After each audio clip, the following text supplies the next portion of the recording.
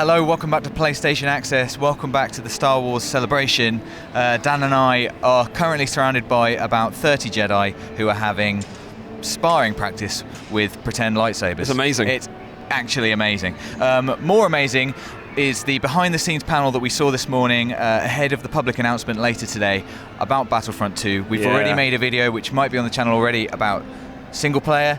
But we needed to make a video about multiplayer as well. Obviously a massive part of Battlefront 2, and they're not resting on their laurels with Battlefront 2. There's a lot of changes that we need to talk about. Absolutely. So let's get on with it. What's point number one, Dan? So the first point we're going to talk about is this time, multiplayer spans all eras of Star Wars. Yeah. Which is incredible. We're talking prequels, original trilogy, new films, and Clone Wars. And the Clone Wars, yeah. Which I think a lot of people have been clamoring for. A lot of people are very excited about the Clone Wars being included this time. What does that mean? It means we're talking about heroes from all those films. So, you know, prequel heroes like Obi-Wan Kenobi. We've seen Darth Maul. We've seen Yoda. We've seen Yoda. We're talking about Rey and Kylo Ren, who we've seen in the trailer.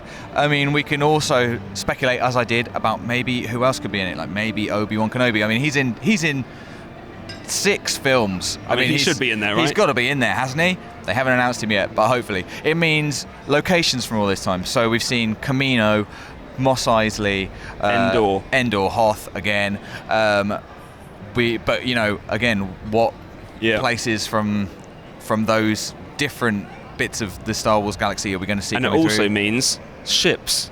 Right, ships. So obviously the hero ships, but also just the regular ships that you see in those different through all the eras, those different eras of the films. It's all the eras. That's a massive scope of Star Wars. I mean, it's everything Star Wars. They said it's the biggest game he's ever done. The creative director said he did, and I think, you know, this is going to be the biggest Battlefront, certainly in this series. I think it's going to be much larger in terms of scope than the original Battlefront. So that is massive. Moving on to point number 2, which I believe is heroes. Yeah, we've touched on this a bit because heroes obviously a massive part of multiplayer in Battlefront, and now there's even more to choose from.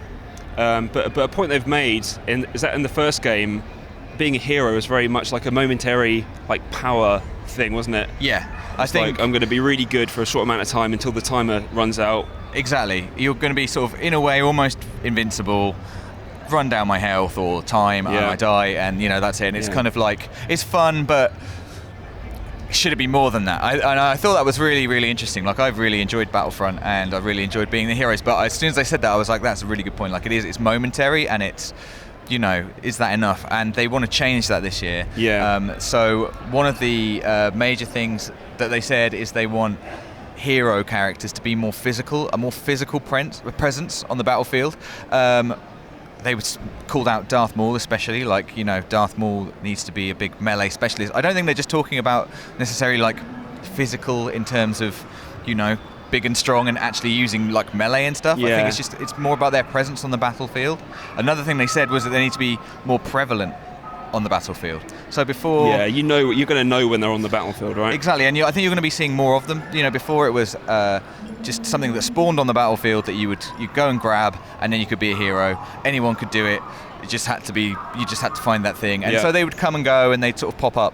I think they want them to be much more of a regular fixture on the battlefield. Yes. And a big part of doing that is how you become a hero, which they haven't spoken about. They sort of mentioned that it's resource-based. They said it's resource-based. Which makes me think it's stepping away from, you know, like a pickup thing on the battlefield. Yeah, I don't think it's going to be like a random pickup thing that you just happen across. I think it's hard to say. I wouldn't like to speculate because they haven't said, and they could do it a million ways. But it does sound very exciting. You're going to see more of the heroes, I think, and they're going to be more important on the battlefield.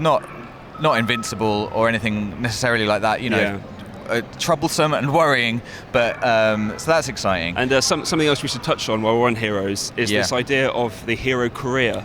Yeah, I thought career was such a weird word to use, but I understand what they're saying. Like, you know, I love the idea of like Darth Maul's career, but they're retiring at the end. It's more your career with them. So heroes this time, they're not it's not just you get a hero out of the box and there you go.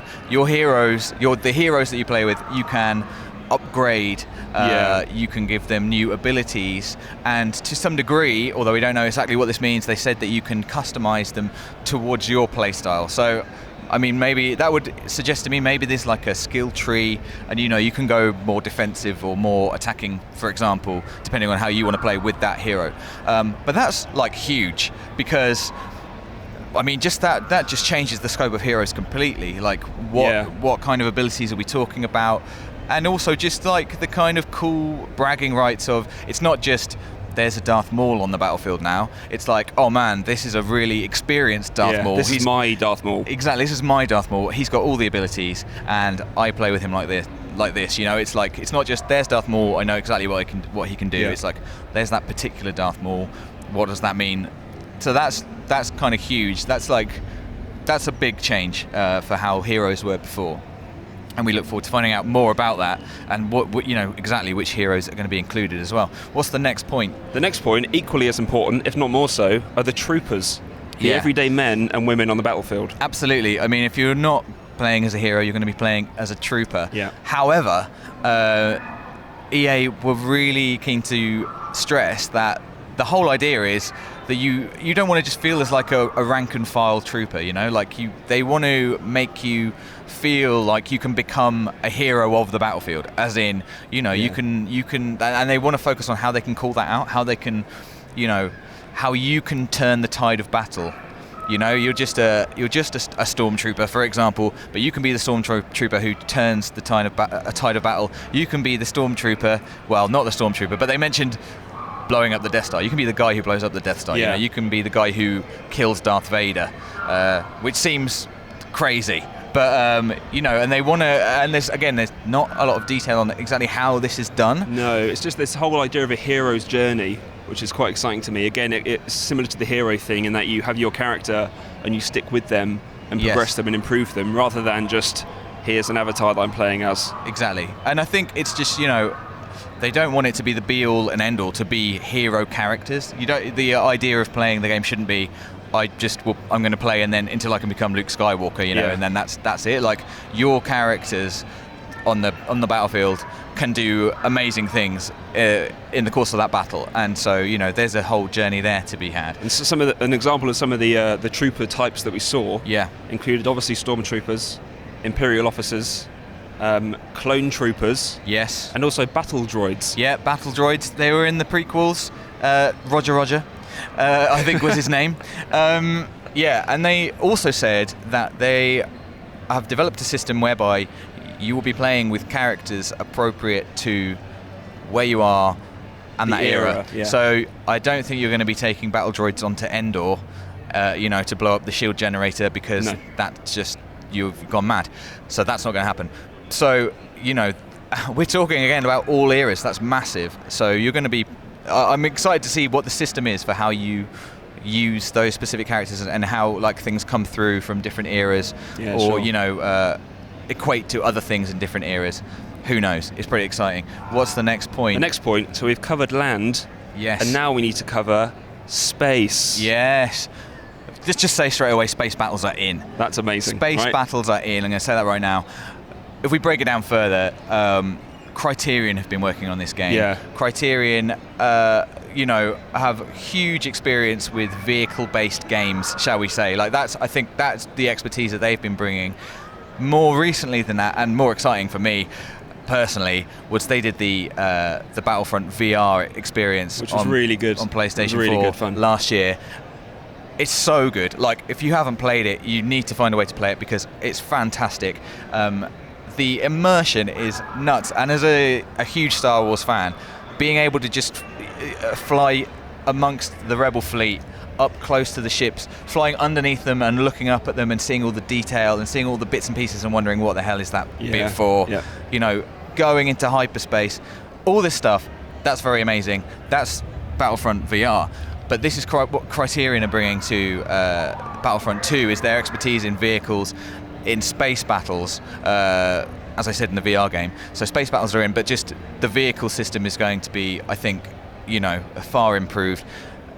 The feel of the vehicles, including obviously the ground vehicles, They haven't talked about what vehicles specifically you're going to be able to use.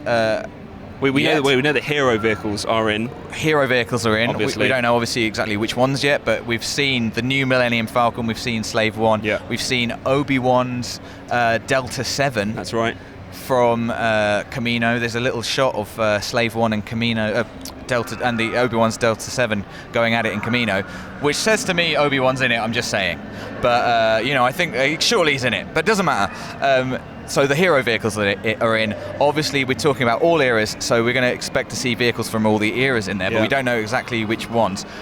Except for one, it's an alive vehicle, it's a Tauntaun. So now that's amazing, right? You can see in the trailer a Tauntaun, I believe it headbutts a man. I think you can do that, yeah. So it's game of the year, because the only thing I don't know is if you can cut them open and sleep inside them for warmth.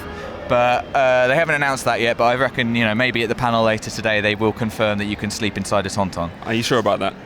I'm not sure. Please don't quote me on that. The other thing we need to talk about with vehicles, which leads back to heroes and the trooper units, is again this idea of customization to an extent, and sort of tweaking the way they play and fly to suit your playstyle. Exactly. So we talked about heroes having a career. I think in a way, their ships are going to have a career, and just the vehicles are going to have a career. They're going to have upgrades. They talked about technology and gadgets that you can get for them. They talked about abilities that you can get for them. Maybe there'll be skins. You want to be able to show off what vehicle you've got, what you've earned for your vehicle. Again, it's this idea of making the ship yours. Exactly. To fit your character and your hero. Exactly, and being able to show off when you've put the work in to get all of Slave One's gadgets and you are properly lethal with Slave One. Yeah. I think that's really exciting. I think, I loved the hero characters, and I really loved the hero ships in Battlefront.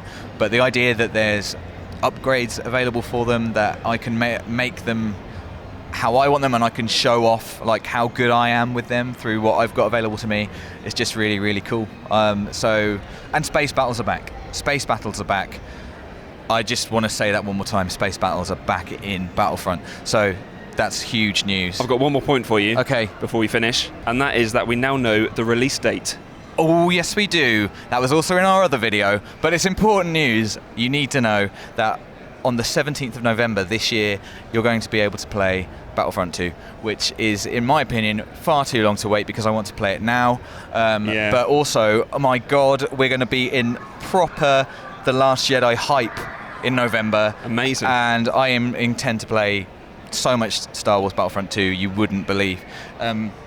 So that is huge news. I mean, like I said, we've got a whole other video on the single player, which is brand new to this version of Battlefront, which you need to check out.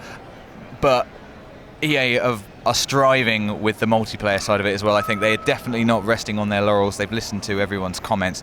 They're changing things up. They want to improve the experience. It's huge.